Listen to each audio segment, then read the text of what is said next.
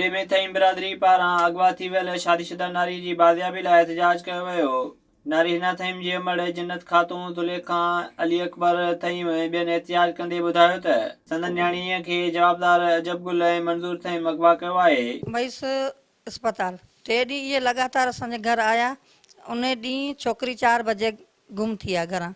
ऐं जेको आहे न असांजी अपील आहे असांखे छोकिरी वापसि असां थाणा कोर्टूं सभु कुझु असां माना हणी चुका आहियूं। असांजी को अपील न को पुलिस थी करे न असांजी को अदालत कोई बि नथी करे असांजी मदद।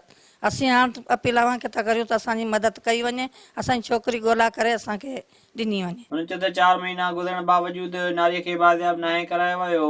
असांखे पुलिस मंझि कहिड़ी बि हालत में असांखे हिननि खे चयो असांखे हाज़ुर करे ॾीन। असीं 4 महीना ॻोल्हे असीं पुछा करे असांखे असरनि में राय इन्हनि ॿिनि माण्हुनि खां सवाइ मंज़ूर अजब गुल खां सवाइ असांजी छोकिरी किॾाई कोन्हे। मारे छॾी अथनि, विकी अथनि, कहिड़ी बि हालत में हिननि खे चयो असांखे हाज़ुर करे ॾियो। थईं बिरादरी अपील कई त संदन न्याणी हिना खे वापसि कराए इंसाफ़ कयो वञे। विज़िट कयो अवामी आवाज़ मीडिया ग्रुप जी वेबसाइट awamiawaz.pk।